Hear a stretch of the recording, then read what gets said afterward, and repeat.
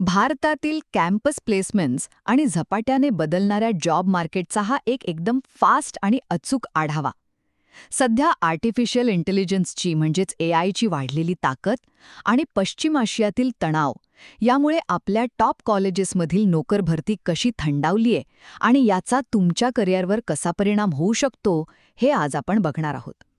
तर पहिली गोष्ट, जॉब मार्केटवर आलेलं हे दुहेरी संकट.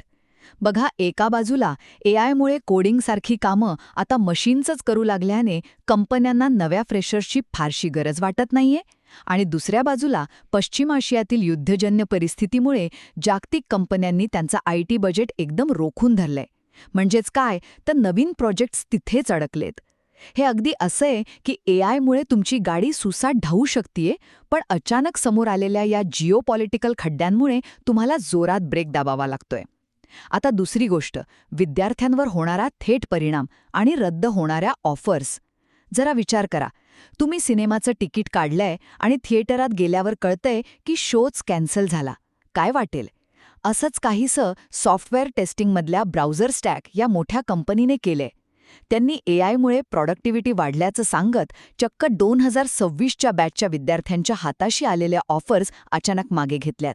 सिच्युएशन इतकी गंभीर आहे की आयआयटी आणि आयआयएम सारख्या देशातल्या टॉप संस्थांनाही त्यांच्या प्लेसमेंटच्या अपेक्षा थोड्या कमी ठेवायला सांगितल्या गेल्यात. आणि शेवटी एक आशेचा किरण. बघा, सगळेच रस्ते काही बंद झालेले नाहीयेत. बीसीजी आणि बेन सारख्या कन्सल्टिंग कंपन्या अजूनही स्ट्रॉंग आहेत आणि उत्तम नोकऱ्या देत आहेत. पण हो, ज्यांचा पश्चिम आशियाशी मोठा व्यापार आहे त्या कंपन्या मात्र सध्या खूप सावध झाल्यात. त्यामुळे आता फक्त डिग्रीच्या भरवशावर बसून चालणार नाही. तुम्हाला घाबरून न जाता प्रॅक्टिकल एआय स्किल्स शिकावी लागतील आणि स्वतःचा प्लॅन बी रेडी ठेवावाच लागेल, बरोबर? थोडक्यात सांगायचं तर, जॉब मार्केट पूर्णपणे संपलेलं नाहीये, पण ते आता एका अतिशय सावध आणि केवळ तुमच्या अद्ययावत स्किल्सना महत्त्व देणाऱ्या नव्या फेजमध्ये नक्कीच प्रवेश करते.